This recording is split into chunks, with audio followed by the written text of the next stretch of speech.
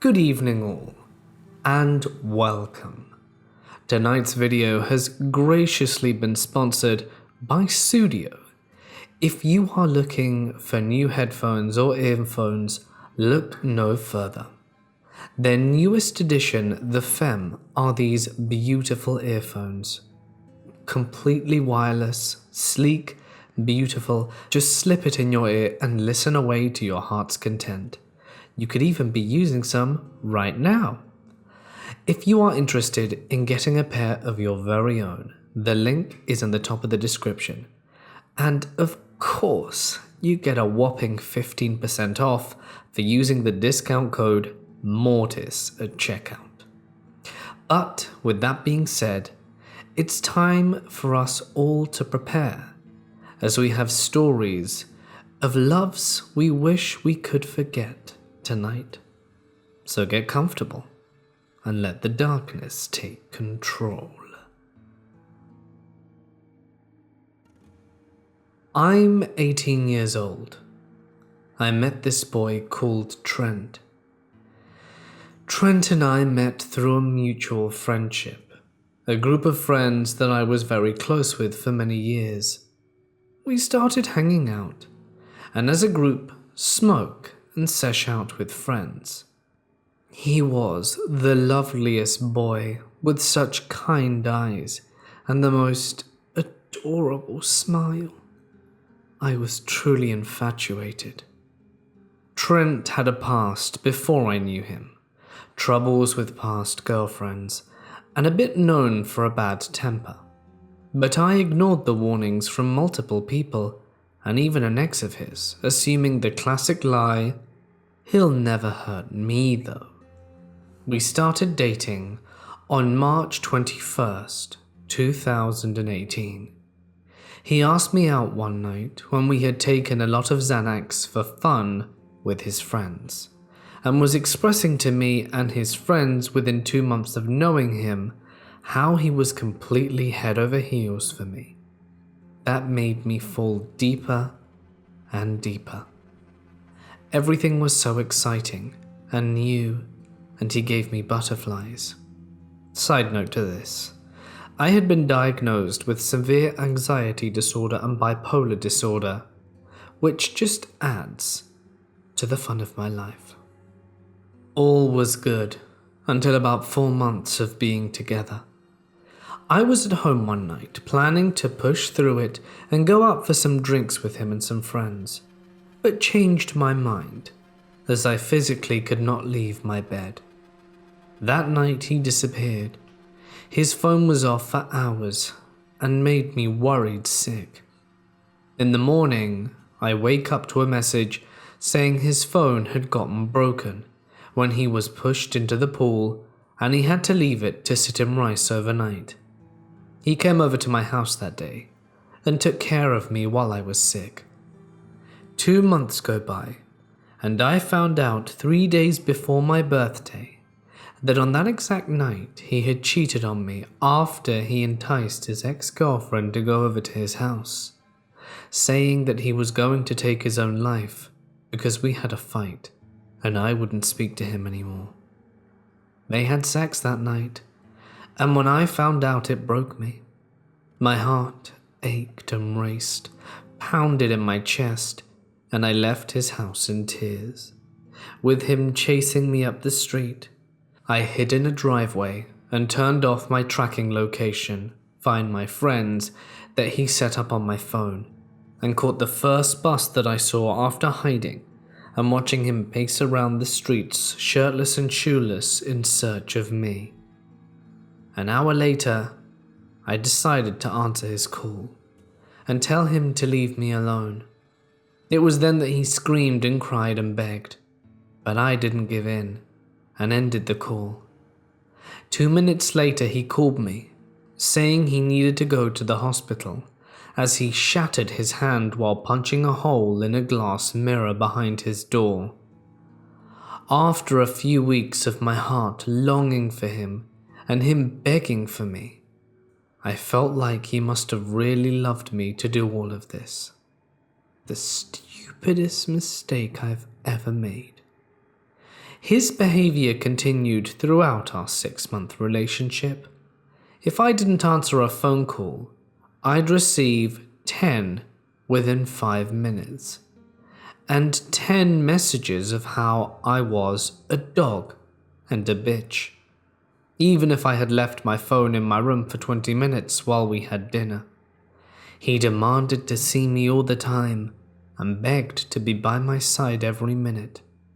I saw all of this as an expression of his love of me. Our relationship was spent mostly smoking weed, daily, and I mean all day. If he wasn't stoned, all hell would break loose until he could get high again. I spent hundreds of dollars buying marijuana to keep him feeling better when we'd argue in the car or he'd be in a bad mood.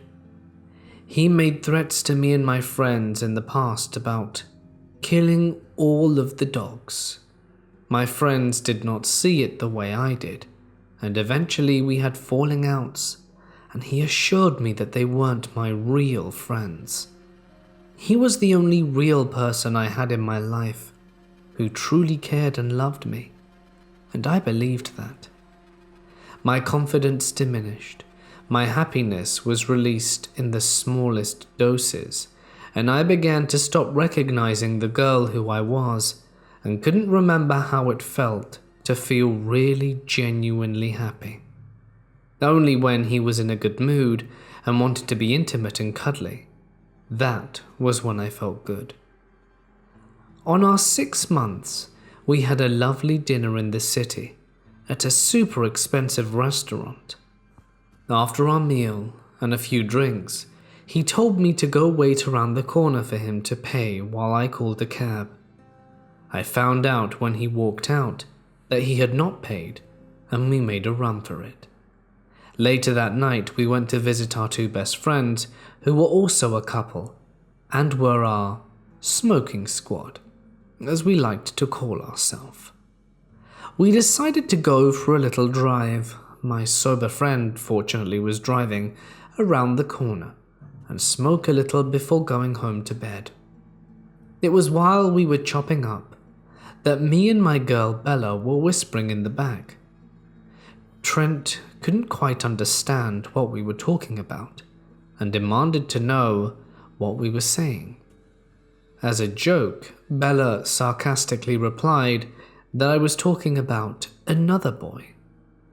This is when he ran around to her side of the car, and as he did this, I pulled the lock on her door, and he punched a hole straight through her window, leaving shattered glass flying all over him. The police came for a noise complaint, and after coming up with an excuse, I was left to walk my boyfriend home while he was sobbing and apologizing. Eventually, we were escorted home in the police car. We broke up that weekend after encounters of him smashing his head into a wall, swiping a photo frame off the table, and slicing his hand, punching a hole in my brother's Care windscreen, and grabbed my shirt while I was driving. I had officially been scared and saw for the first time that he might really be dangerous. I told him I could not be with him after the damage to my brother's car. My family would never look at him the same and would ban me from seeing him. The very next morning, he made me pick him up at 8 a.m. and he took the car to get the window fixed so I wouldn't leave him. In short words, I didn't forgive him. A week later, a week of hundreds of missed calls, thousands of messages, off every social media platform possible, he began sending me photos of bottles of Xanax that he was buying, telling me he was going to eat them all and that it would be my fault. My heart dropped, and I answered his call and begged him not to be so silly. I told him I would go and see him that afternoon to make sure he was okay, but not to get back together. He seemed content with this and hung up the phone. That day, I was with a few girlfriends at a pool party. with some of my old friends that he didn't particularly like. After being there for maybe an hour or so, I bet you can guess who just lets themselves in and walks straight inside, demanding to everyone that I leave right now. I refused. I was petrified. His eyes, I knew that look. The way his green eyes turned almost black when he was in a rage. I continued to refuse and told him I would come outside and talk to him if he let me bring out one of the boys to make sure I was okay. He did not take that one bit and decided to leave, which was a relief for me. But less than 20 seconds later, we hear smashing in the side street. The whole house ran out to investigate and watched as Trent ran back to his car and sped off after ripping off the windscreen wipers of another one of my best friend's car and shattering each window. At this point, we were all so worried and angry and confused, so we decided that we should drop the damaged car to my house so it was off the streets and somewhere safe. However, my car was parked a few streets over, and I got into the car and began driving when I was rammed into an intersection. My car was spinning, and I quickly gained control only to realize he was chasing behind me in his own car. We zoomed through the traffic, through red lights, intersections, and squeezing through almost impossible car spaces in a movie-like pursuit. I almost hit 3 pedestrians, and God knows how many cars. He chased me down the streets, continuously ramming me, then slowing down and speeding up just to ram me again. Glancing back in my rearview mirror, I saw him laughing and taunting me. Those eyes I'll never forget. Immediately when I noticed him chasing me, I called 000, which is Australia's 911, and tried frantically explaining to the operator where I was and what was happening, while being rammed and trying to dodge cars, people, sidewalks, poles, and street signs. I thought I'd throw him off and turn into a car park, but he was there too. Quickly, he sped in front of my car, locking me in while he blocked the exit with his car. The door opened as he stepped outside, throwing himself at the window and trying to rip open the door. I screamed into the phone and begged for help, but they just could not seem to find me. Eventually, I decided that the windows were going to give out soon and I needed to get away. So I drove up the gutter, ripping off half of the front bonnet of the car, and sped all the way back up the street. I thought I got away when I saw he was struggling to get back in his car, but that relief shattered when I saw his white car right behind me again, ramming and stopping while he laughed. I drove up through 3 suburbs and drove straight to my dad's house. I honked the horn like a crazy person, but his car was quick to catch up, and I could not bear the thought of putting anyone in my family at risk of this maniac. So I kept going, hoping that he wasn't quick enough to swipe my car off the cliff edge that runs along my street. I continued driving over the top of all the roundabouts, but I didn't care. My mother lived around the corner from my dad's, and I started to head there. But as I reached the street, I remembered my 5-year-old sister and my mum and couldn't dare put them at risk, so I kept driving. Around corners, swiping into cars and trying to find every main road possible, begging for help to the operator, for them to just find me. I continued to fly down streets at 120 kilometers per hour. I'm an 18-year-old girl. I've never driven so fast or chaotically. After about 10 minutes of what seemed like an hour, I reached yet another main road and repeated my location to the operator, all the while being rammed and tormented. He sped up in the lane next to me, in the opposite side of the road, and swerved his car in front of mine, in an attempt to lock me in so he could try again to rip me from the car. My immediate reaction was the reverse. I put the car in reverse and put the accelerator flat to the floor. It only took a few seconds for him to get back in his car and begin driving at me. Head on, the only thing I could do was drive towards him. This is the part where everything went in slow motion. I saw him coming at me. We were driving at each other at about 40 kilometers per hour, and my only options were to either crash into a parked car next to me, crash head-on into Trent, or crash into a telegraph pole on the other side of the road. The only thing running through my mind was which way would be the quickest and least painful way to die. So I chose the pole and took a hard right turn as I missed the front of it by being saved by the gutter, saving my life by mere inches. This really made him mad, and he turned the car back around and T-boned the driver's side door, pinning me into it. He got out and yet again punched and kicked and slammed all the windows. Now let me tell you, this boy is at least 100 kilograms. He's a big boy, and 6 foot tall. He was massive. I stood no chance.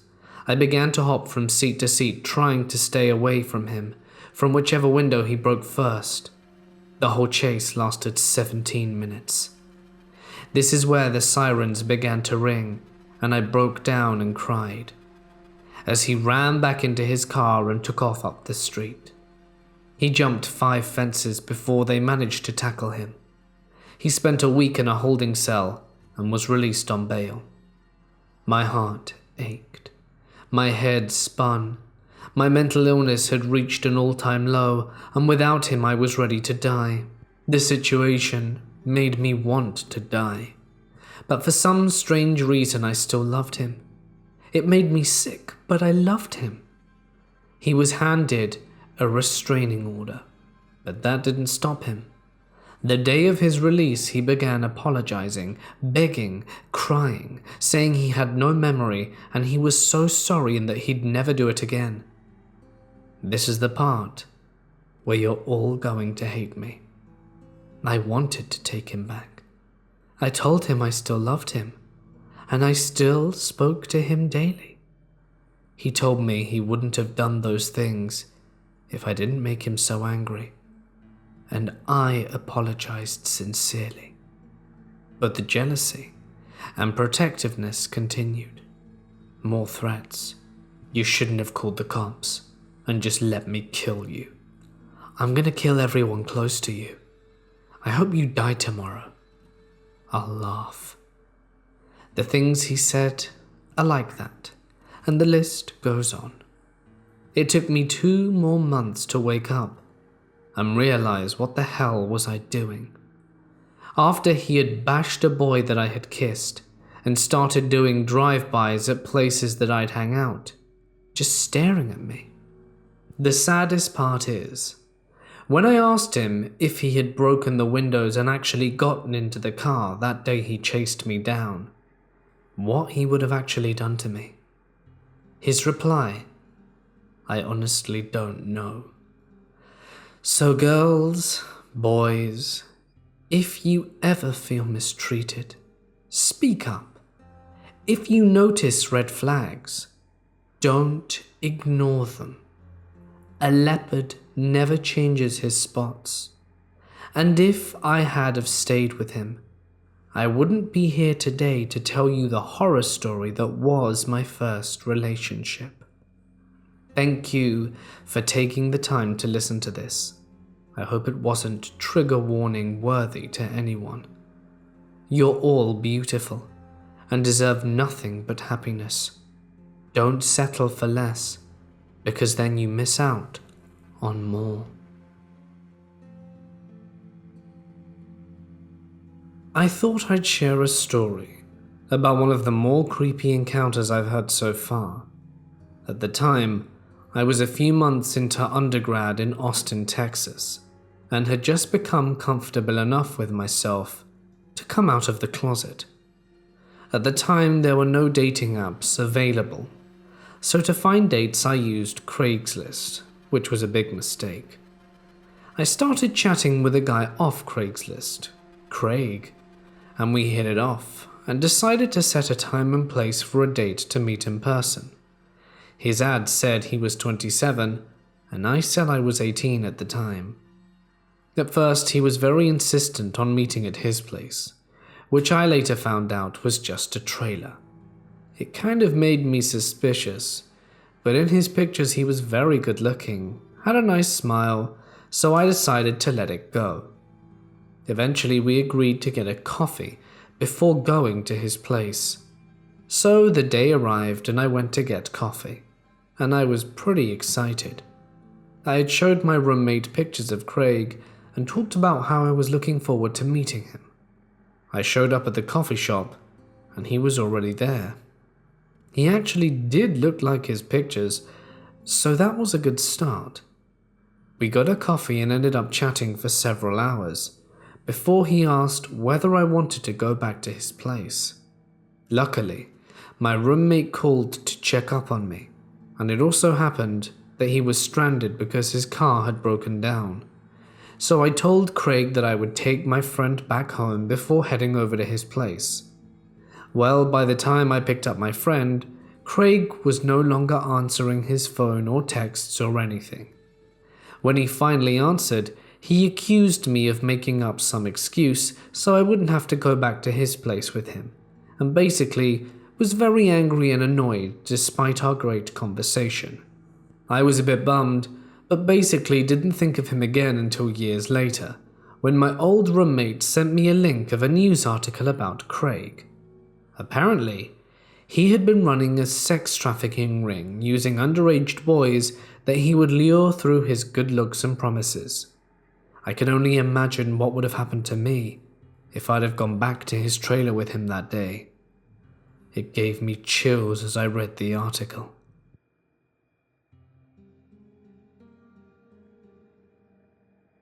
About a year ago, I posted on the Penthouse subreddit, seeking a new friend to chat to and help me escape my usual daily routine. I had recently split from a very long-term boyfriend, and while I didn't want anything romantic again for a while, I thought new friends would be a good idea. After conversing with a number of Redditors who had commented, only one friendship had lasted the duration, and we moved our conversation onto email and Discord. Will, who was almost 30 years old. To begin with, the friendship went well. I might need to add that this guy had never had a girlfriend, so with this in mind, I made it clear that I wasn't looking for anything romantic, and we began to speak on a daily basis. He pestered me for my address in order to send me flowers and gifts. However, I didn't feel comfortable giving Will this information and didn't wish to lead him on, but thanked him for his kindness anyway. After a while, the friendship got very intense. If I didn't reply to his mail on one occasion, he would basically send out an online search party, bombarded with messages that I was ignoring him, and with another guy or questioning if I had died. Will then found my Facebook and sent me a handful of messages on there, which slightly worried me, as I never gave him my last name and my privacy settings are hella strong. So my birthday arrives, and Will was very insistent that he'd like to send me a gift, a laptop, to allow me to chat with him more regularly, as I could only use the computer at work on my breaks. I naively accepted. He suggested, so that I didn't give him my address, I should give him my PayPal email, so he agreed that he'd transfer some money over to allow me to purchase a present for myself. I appreciated this a lot, of course, and thought that this method would be completely safe. But I was wrong. Now he had my details, and he began to send me money on a regular basis. I don't wish to come off as ungrateful at all, but I felt as if I owed him something in return for this money. As I wasn't in a great place financially, had just had a car crash, and lumbered with so many repair and insurance bills, I couldn't return the kind gestures. He was insistent that I was his friend, and he would help in any way he could, like he would with any other friend, and asked if I could use some of the money he sends towards my debts. Looking back, maybe I should have said no, but either way, the money came in regardless of my decision, and I regrettably carried on with life. 4 to 5 months into our friendship, Will confessed his love for me. It's probably important to point out that I had never seen this guy. He would never send a picture as he felt so ashamed with his looks, but nonetheless he had seen me.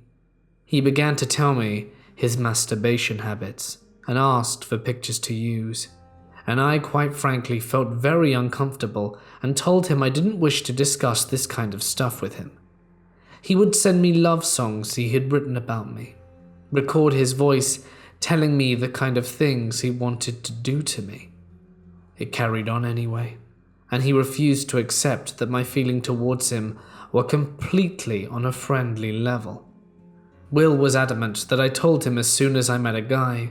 He wanted me to be completely open and honest with him, and I did exactly that. And boy, did things take even more of a turn for the worst. I was bombarded with emails, pages and pages of questions. Had I slept with this guy? What was the exact date? Did I think of Will when the new guy pleasured me? Etc., etc. Complete red flags went off, and after trying to be nice and politely declining to answer the intimate questions, Will got angry. I told him I didn't appreciate the lectures, and that was the last time I heard from Will. A week later, I had around 12 PayPal cases opened up against me. Will had attempted to reverse every single PayPal transaction he had ever made to me in the last year, and told PayPal these payments had been made without his permission. This put my PayPal account into so much debt, around minus £2,500. I saw the balance and cried. There was no way I could ever pay this off, so I began to search for personal loans. This guy had emotionally abused me for so long and made me feel guilty for not returning any romantic feelings towards him, and that was the final straw. Luckily, I sat for a good few hours compiling email evidence that all of these payments were made to me willingly, and I won every single PayPal case made against me. The debt disappeared, and I never heard from Will again. I guess I learned my lesson, and will be completely cautious meeting anyone on the internet in future. I had a lucky escape, and I just hope that nobody else falls into a similar trap, as this guy nearly ruined my life. Will, let's never meet.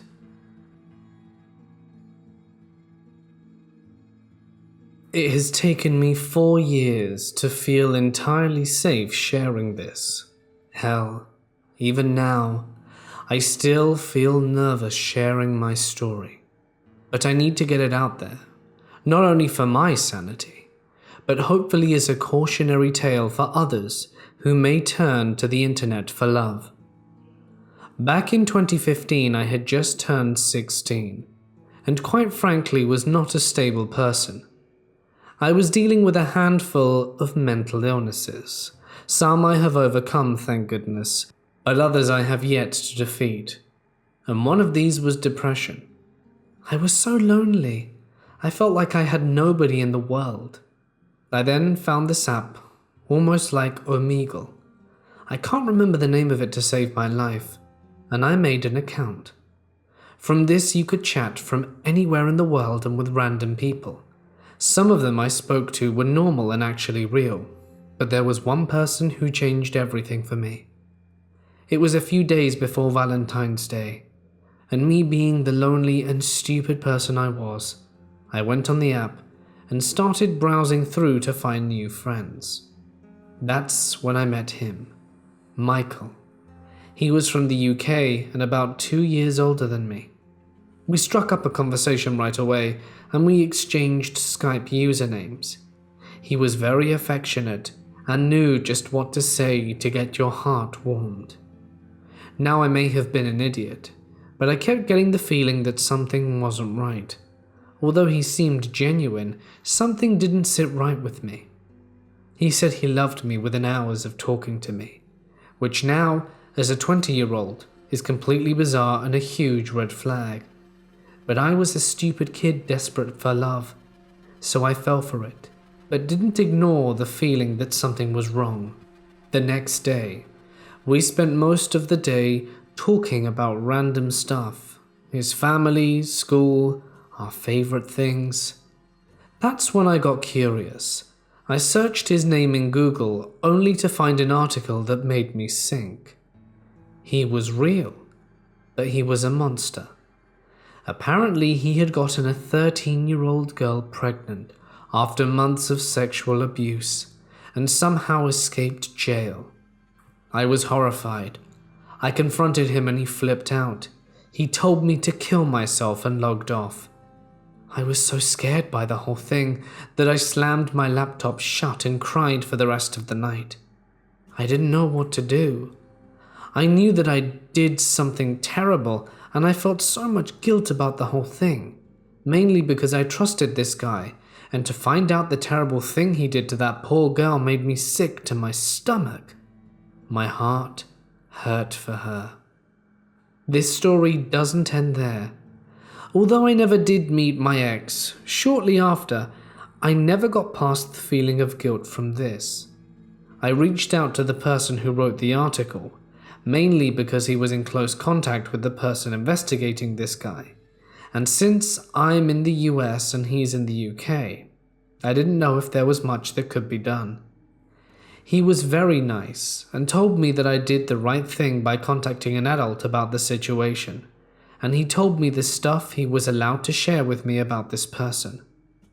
He asked questions of his own about this and showed a lot of concern as this person was a dangerous individual. He said he was still looking into the story and that my account helped, as now he has moved from the real world to the digital world. I never heard anything from the reporter after that, and life subsequently went on. But I have never forgotten those days, and likely never will. I still feel the guilt for not doing something, the fact that he could do this again to another girl.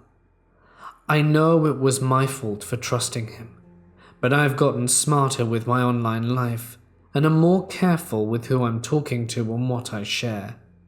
I am now 20 years old, and in a very, very healthy and happy relationship with someone new, and my mental health has improved significantly. But this event will always linger in my mind. Michael, let's never meet again.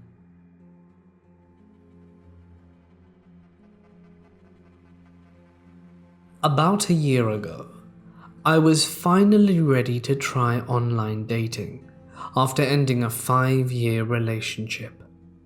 I had a few dates here and there and had great experiences overall. Most turned out to be close friendships that I still have today, so I was feeling pretty confident in my abilities to not get myself murdered. After all, I had lived in major cities alone, traversed third world countries solo. Surely I must have some modicum of wherewithal, right? Yeah. I matched with Michael. He looked legit on paper. College educated, career in finance, well-traveled, played guitar. He was witty and sweet, and kind. He was smooth. I told him how I had recently done one of those family DNA tests, and how I was finding genealogy really fascinating. He said he was a huge history buff, and was also really into tracing his family roots. We compared family trees. He was of mostly German lineage, and could in fact trace his father's side back hundreds of years. They were heavily involved in the military, and he mentioned how his great-grandfather was in a special German military unit. For a second, I entertained the thought, German great-grandfather, military. That'd be World War II, I think. Nah, that's crazy, right? A long-time friend with German roots explained that asking a German person outright if they're a Nazi is extremely offensive, and I didn't want to die surrounded by hundreds of cats alone. So, if there's a chance this could be a real connection, I've got to see it through. But at the time, as a normal human being who doesn't buy tiki torches in bulk, I couldn't bear the thought of going out with a sympathizer. I thought maybe I could work some not-so-Aryan fun facts about me into our convos, and see how he reacted. So I mentioned how I had lineage from Jewish bloodlines in West Africa. Technically only 0.001 and 0.3 respectively, but hey, it still counts. I said South Africa is my favorite place, how I'm passionate about social justice, and that I come from a long line of civil rights activists. Surely at this point, if the guy had white power intentions, he'd get the hint that I was in no way, shape, or form the girl for him. But each time I looked for his evil, true colors to show, I found nothing. Okay. He asked me to dinner and I agreed. We talk on the phone a few times and I'm even more assured this guy is harmless. He says he wants to cook for me and make me a German dish of his grandmother's. Again, not a red flag because of the whole genealogy convos we had. And I hear the rhetoric in my head. Always go for a public place for a first date. But come on, what are the chances that this guy is some sort of psychopath? That only happens on Discovery ID. The night of it, I send my friends his name, address, Bumble profile, and off I went, with my favorite brightly colored South African beaded bangle for good measure, as if it were a talisman to ward off any alternate right energy. He lived in a nice area. That was reassuring, and he came out and greeted me with his cute dog. He seemed bigger than I imagined. For context, I'm 5'9" and 190 pounds. He had to have at least 4 to 5 inches and 60 pounds on me. His eyes had this almost silverish tinge to them. It reminded me of those bugs you find in your bathroom. I think they're called silverfish. His face looked bloated, sweaty, and splotchy. Was he sick? Maybe just nervous and hungover. Was I being judgy? His hair was longer and slicked back. It reminded me of a private school guy who wears sweaters tied around their shoulders. He gives me a normal feeling hug. Seems mostly nice and chill. We walk up an open-air staircase to the second level, and he opens the door to his place, and I'm pretty much clotheslined by the heavy, stale smell of cigarette smoke. This guy smokes in his apartment? Gross. He offers me a drink, and I notice a large collection of antique beer steins on top of his massive mahogany bar. I ask about his dog, this sweet German Shepherd mix with a strange name. It was inspired by a special group of German mercenary soldiers, he says. He then says, the Headless Horseman from Sleepy Hollow. Okay, that seems weird. I mean, if I told him I had a thing for Edgar Allan Poe when I was 12 and watched Murder Show 24/7, would he have thought the same thing about me? He offers to play some guitar while we wait on the schnitzel. We walk into his office/music room, and I notice a giant red, familiar-looking flag on the wall, but couldn't place it. Seems military-oriented. He gets a phone call saying a friend is dropping something off, and that he'll be right back. He mumbled something about how he tries to be generous and sometimes loans them money. Okay, maybe he's rich, maybe he just loves his friends. And 5 minutes go by, and he's back. Starts playing guitar and singing rather odd and slow, like a German olden song. I don't know if you're familiar with German songs of yore, but it seemed like an odd choice for a first date. I asked him where he learnt it, and he said it was an old war song that had been passed down through the men of his family. Stuck between a weird gut feeling and the patriarchy of telling me, "Don't be rude, don't act crazy," I convinced myself I was being paranoid and pressed on. Then he lit a cigarette inside and gave me a tour of the place. He randomly mentions he suffers a lot from back pain. We get to his bedroom, and the main piece of decor is an actual Confederate flag, like right above his head. Like the kind you get at Walmart to put on your truck for a Charlottesville rally road trip. I think, hell no. Are you serious with this? I'm semi-aggressively calling him because I'm shocked and pissed off, but also smiling a bit because I'm afraid of making him angry and being murdered. I picture everyone at my funeral commenting on how stupid I was for not meeting this guy in public first. What? What are you mad about? I thought you knew I was a history buff. Yeah, but being a history buff is different from hanging a Confederate flag right above your bed. It's 2018, come on, man. He gives me this blank stare like I was speaking a different language. He mumbles some non-excuse about siding with the underdogs of history. I beg your pardon? Were the, actual slaves not the underdogs?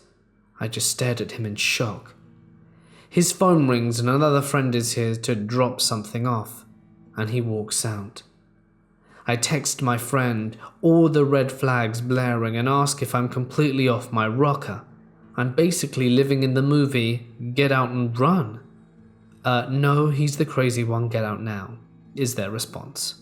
I go grab my purse from his office room and take a photo of the flag and noticed a big old-timey amber glass medicine bottle that wasn't there before, about 5 inches tall, filled with white powder, and a trace of 2 small parallel lines of dust next to it. He must have been snorting when I wasn't in the room. Great, a racist and a drug addict. What else is this guy capable of? Is the Führer gonna freaking lock me in a cage and make his Caucasian concubine birth the next generation of Hitler Youth? I wasn't gonna wait around to find out. I bolt down the stairs and see a black car parked right in front with a light on inside. I assess my car is about 15 or so spots down to the right. I recognize Michael leaning over in the back seat, so he can't see me.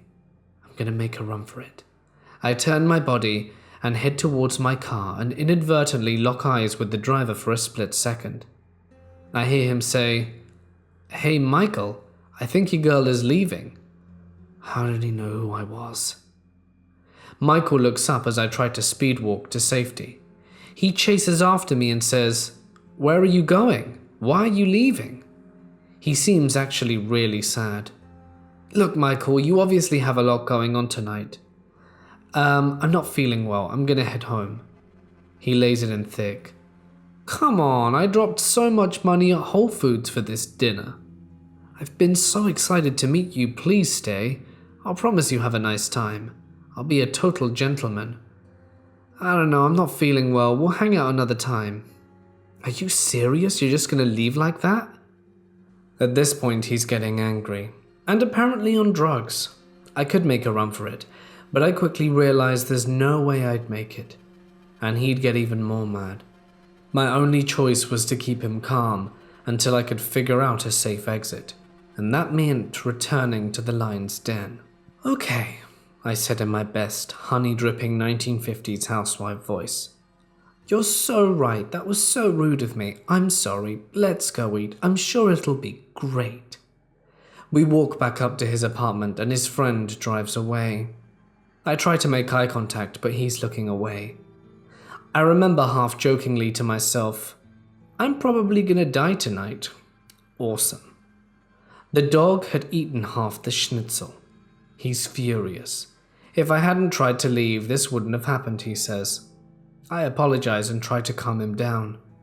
He then empties half a bottle of olive oil into a pan and starts sautéing onions. As he's moving the pan, it looks like he's falling asleep while standing up. He's nodding off, like what you see heroin addicts do on intervention. The white powder must have been crushed up painkillers. He's gotta be a dealer. This is why his friends keep coming by. My God, how did I let myself get into this situation? And now I have to worry about not burning to death, on top of not getting murdered. I tried slowly taking over the stove, but he wasn't having it.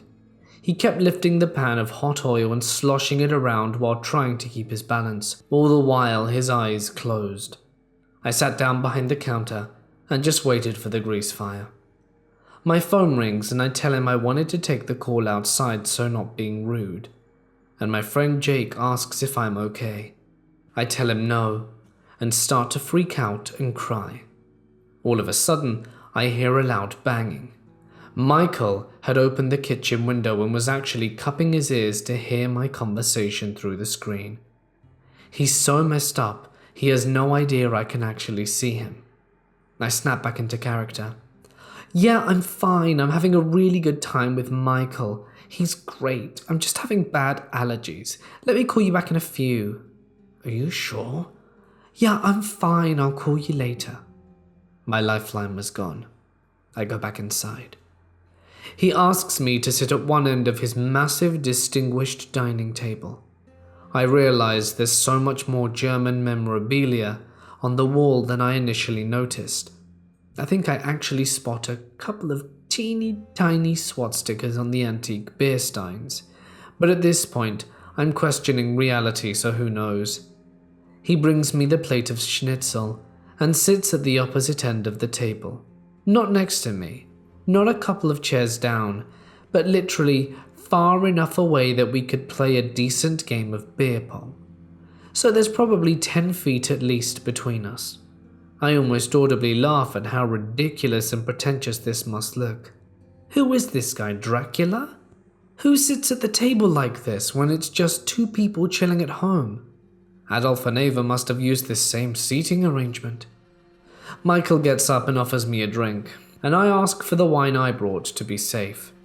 He ignores me entirely, and instead gets out 2 giant glasses and pours chocolate milk. Oh, wonderful. Just what I wanted. Thank you. I nervously smile and drink it. I ask him about work, his hobbies, his family, like you would in any normal date, except I was literally talking to myself. I use the word literally very liberally here. He was on another planet, in and out of consciousness, but I needed him to think I was having a great time in the moments that he was conscious, so he wouldn't blow a gasket and stab me with an antique bayonet. Oh, this is such an amazing meal. What seasoning did you use here? He didn't say anything. Oh, yep, I can definitely taste it. You're such a great chef. I met with dead silence. Pan to him, head hanging over his plate, eyes closed, just sitting there. Thank you so much for this, Michael. This really was great, but I need to hit the road. At this point, I've been trapped in this psycho's apartment for 5 terrorizing hours. Surely to him, I've been a great date and deserved to leave. But instead, a switch went off. He's suddenly conscious and pissed. You're just gonna leave? You're not gonna help me clean the dishes? Oh, of course, you're right. I'm so sorry. How rude of me. Here, let me help. I'll clean all the dishes as quickly as I can, while he just sits there, his head nodding intermittently. He slowly gets up and walks over to me at the sink. Oh, that's so nice. His tone is entirely different. You didn't have to do that. Yes I did. Do you have amnesia? Did you not just basically demand I do them? Jesus, get me out of here. I get my things and tell him what a wonderful time I had. Thank you for such a great dinner. He insists on walking me out. We're almost to my car, and I turn around and thank him again. He gives me a hug, and I can feel his hot, sticky body heat coming through the back of his shirt. Gross. We should do this again, he says, genuinely thinking tonight was a success. Absolutely, darling. It sounds great. I get in my car, lock my door, and relief washes over me, like the water from an ice bucket challenge. I'm shaking. I back out of the parking spot as he waves goodbye. I'm pretty sure silver tinge in his eyes is gleaming over my headlights. He grins and I burn rubber, bawling, crying, and so thankful it's finally over.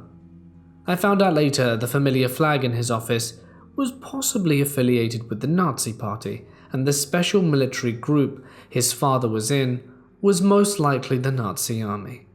I reported him on Bumble and blocked him, and have never seen or heard from him again. So chocolate milk loving drug dealing psycho racist, let's not meet.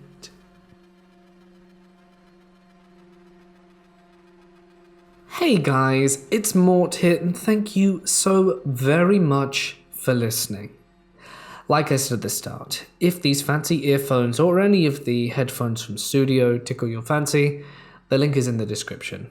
Really, they are awesome. I use them every day for editing. And if you like your very own, the discount code Mortis knocks off 15% at checkout. Anyway, a huge thank you as always to my incredible patrons whose names can be seen on screen. You guys rock. Thank you so much for helping me with the running of the channel. I really do appreciate it. And if you'd like to sign up, you can get a handful of rewards, and all the info is on the Patreon page. They are pretty cool if I do say so myself, but check it out, see what you think. I hope none of you have crazy ex stories like these. The first one especially, my goodness, how horrific. I genuinely feel for that girl. If there's a story that you'd like to share, you can find the link in the description. Poop stories are coming soon to all of you listening. That's right, it's gonna win the polls one day, and even if it doesn't, I'll just have to do it. But that's it for me now, guys. Stay awesome, and I'll see you in the next one.